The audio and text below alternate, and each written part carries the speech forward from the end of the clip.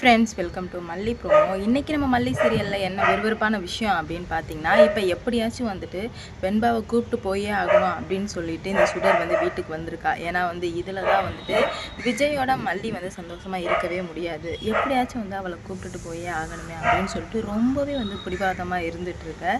வெண்பாட்ட கேட்குறாங்க கடைசியாக, வெண்பா நீ சொல்லு, யார் கூட போகிற அப்படின்னு நீ சொல்லுன்னு சொல்லும்போது இந்த மாதிரி வெண்பா சொல்லிடுறாங்க, இல்லை என்னால் வந்துட்டு மல்லியம்மா கூட மட்டும்தான் இருக்க முடியும், வேறு யாரு கூட வர முடியாது அப்படின்ற மாதிரி சொல்லி முடிச்சாச்சு. இதுதான் பேச்சு. இந்த மாதிரி வெண்பா என்ன சொல்கிறாங்களோ அதுக்கேற்ற மாதிரி தான் வந்துட்டு முடிவு எடுக்கணும் அப்படின்னு சொல்லிட்டு. ஆனால் வந்து அதை யாருமே வந்து காதில் வாங்கவே இல்லை. இதனாலேயே வந்துட்டு இவ வந்து என்னடா இது, இந்த வெண்பா வந்து இப்படி சொல்லிட்டாலே, இதை நம்ம இப்படியே விட்டு வைக்கக்கூடாது, நம்ம வந்து கண்டிப்பாக வந்து ஏதாவது ஒன்று பண்ணியே ஆகணும் அப்படின்றதுக்கு, இல்லை என்னால் என் மகளை பிரிஞ்சு கண்டிப்பாக இருக்க முடியாது, அனுப்பி வைங்க, உடனே நீங்கள் அனுப்பி வச்சு தான் ஆகணும் அப்படின்ற மாதிரி ஒத்த காலம் நின்றுட்டுருக்கா இந்த சுடர்.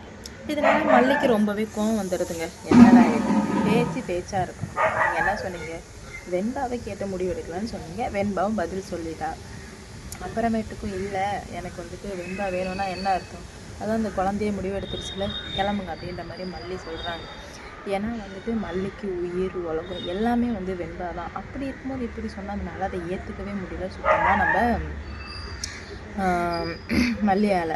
அதனால் என்ன பண்ணுறாங்க, இங்கேருந்து மரியாதையாக போயிடுங்க, இல்லைன்னா வந்து நடக்கிறதே வேறு அப்படின்ற மாதிரி சொல்லுவாங்க.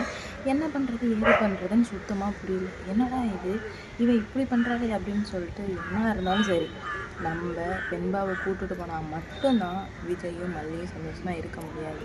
இல்லை நம்ம கூட்டுட்டு போகாமல் விட்டோம்னா 2 பேரும் சந்தோஷமாக இருப்பாங்க, நம்மளால் அதை வந்து பார்த்துட்ருக்க முடியாது அப்படின்ற மாதிரி முடிவுக்கு வராங்க.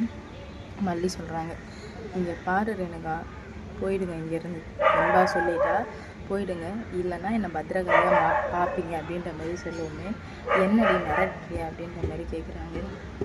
சேச்சா, நான் ஏன் மிரட்ட போகிறேன், நான்லாம் வந்து யாரையும் மிரட்டுறதுக்கு ரைட்ஸ் கிடையாது, நான்லாம் உங்கள் யாரையுமே வந்து மிரட்டலை அப்படின்ற மாதிரி சொல்லி முடிச்சிடுறாங்க.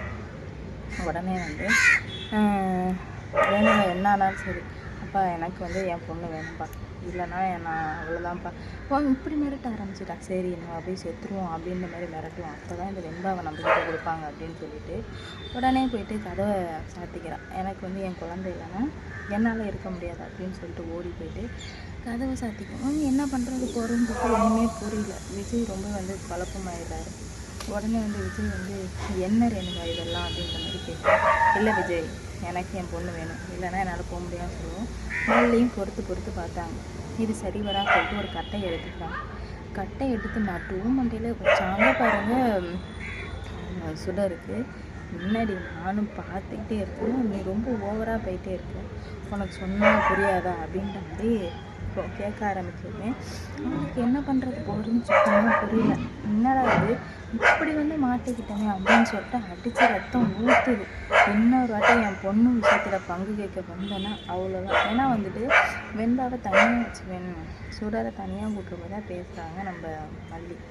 இங்கே பாரு, விஜயை பங்கு கேட்டேன், நான் எவ்வளோ போராடி பார்த்தேன், தோத்துட்டேன், கடைசியில் வந்து கல்யாணத்தில் போய் நின்னேன், அதுவும் முடிஞ்சிடுச்சு, இப்போவும் என் பொண்ணை வந்து பங்கு கேட்கணும்னு நினச்சேன்னு வச்சுக்கோ, நடக்கிறதே வேறையாக இருக்கும், அதனால் மரியாதையாக இங்கேருந்து போயிடு அப்படின்ற மாதிரி சொல்கிறாங்க. உடனே வந்து என்ன பண்ணுறது ஏது பண்ணுறதுன்னு சொல்லிட்டு சுத்தமாக புரியல. முன்னாடி என்னை மிரட்டுறியான்னு கேட்குறாங்க. ஆமாம், மிரட்ட மட்டும் இல்லை, என்னால் என்ன வேணால் செய்ய முடியும், அதனால் இங்கேருந்து போயிடு அப்படின்ற மாதிரி சொல்ல, என்னாலலாம் எங்கேயும் போக முடியாது, நானே இந்த வீட்டில் இல்லை, நீ எப்படி சந்தோஷமாக இருக்கலாம், நீ சந்தோஷமாக இருக்கக்கூடாது, உன்னை சந்தோஷமாகவும் இருக்க விட மாட்டேன் அப்படின்ற மாதிரி பதில் சொல்லிடுறாங்க நம்ம சுடர். உடனே வந்து ஓ அப்படியா, நீ ஃபஸ்ட்டு உயிரோடு இருந்தால் அதனால எங்களை சந்தோஷமாக விட்டு வைக்க, நீ யாரடி எங்களோட சந்தோஷத்தை பிரிக்கிறதுக்கு அப்படின்னு சொல்லிட்டு ஒரு கட்டை எடுத்துக்கிறாங்க. கட்டையை எடுத்து அடித்தாங்க பாருங்க நம்ம மல்லியை. நடக்கும் அப்படின்னு சொல்லிட்டு கொஞ்சம் கூட எதிர்பார்க்கவே இல்லை. நம்ம மல்லி வந்து திடீர்னு கட்டையால் அடிப்பாங்க போவாங்க அப்படின்னு சொல்லிட்டு எதிர்பார்க்காதனால என்ன பண்ணுறது போகிறதுன்னு சொல்லிட்டு சுத்தமாக வந்து புரியாமல் திகச்சு போய் நிற்கிறாங்க.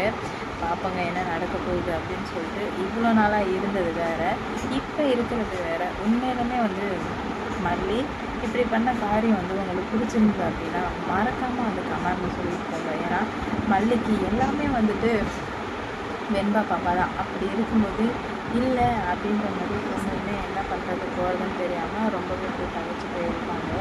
ஒன்றுமே புரியல. இதுக்கு மேலே வந்துட்டு என் விஷயத்தில் தலை இட்டிங்கன்னா நடக்கிறதே வேறையா இருக்கும், உனக்கு அது அவ்வளோதான் மரியாதை அப்படின்ற மாதிரி சொல்லி முடிக்கிறாங்க. என்னடா இது இப்படி வந்து சொல்கிறாங்க அப்படின்னு சொல்லிட்டு ஷாக்கில் இருந்துட்டு இருக்காங்க. பார்ப்போம் என்ன நடக்க போகுது, எப்படி நடக்க போகுது அப்படின்னு சொல்லிட்டு வெயிட் பண்ணி பார்க்கலாம்.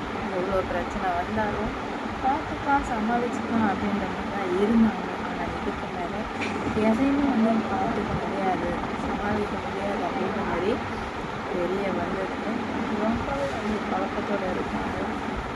பார்ப்போம் என்ன நடக்க போகுது அப்படின்னு சொல்லிட்டு கூடிய சீக்கிரம் எல்லாத்துக்கும் ஒரு முடிவு கட்ட போகிறாங்கன்னு நான் நம்புகிறேன். நீங்கள் என்ன நம்புறீங்கன்னு சொல்லிட்டு போங்க.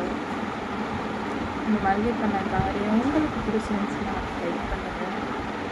ஏன்னா மல்லி உண்மையிலுமே வந்து சூப்பராக பண்ணிட்டாங்க. இதுக்கு மேலே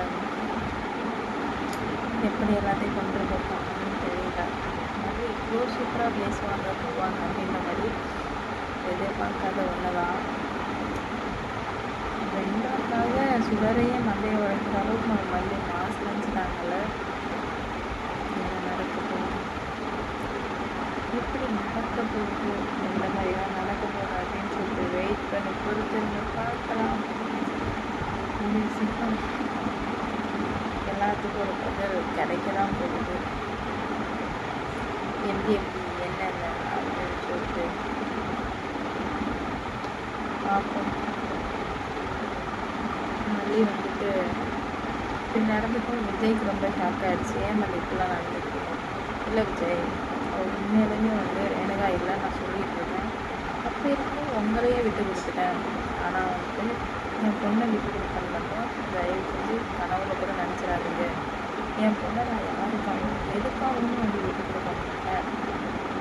என் பொண்ணு தான் எனக்கு எல்லாமே அப்படின்ற மாதிரி சொல்லி அந்த அம்மாவுக்கும் என் பொண்ணுக்கும் உள்ள ரிலேஷன்ஷிப்பை ரொம்ப அழகாக ஸ்ட்ராங்காக சூப்பராக வந்து சொல்லியிருப்பாங்க. என்ன நடக்க போகுது, எப்படி நடக்க போகுது அப்படின்னு சொல்லிட்டு வெயிட் பண்ணி பார்ப்போம். லைக் பண்ணுங்க, ஷேர் பண்ணுங்க, மறக்காம சப்ஸ்கிரைப் பண்ணிக்கோங்க. அப்போ தான் நான் போடுறது நோட்டிஃபிகேஷன் அடுத்தடுத்து என்ன நடக்க போகுது, என்ன மாதிரிலாம் கொண்டு வர போகிறாங்க அப்படின்னு சொல்லிட்டு வெயிட் பண்ணி பார்க்கலாம். Like, share, subscribe. மல்லியோட அடுத்தடுத்த ஆட்டங்கள் எப்படி இருக்கின்றது, என்ன மாதிரி இருக்கின்றது அப்படின்னு வெயிட் பண்ணி பொறுமையாக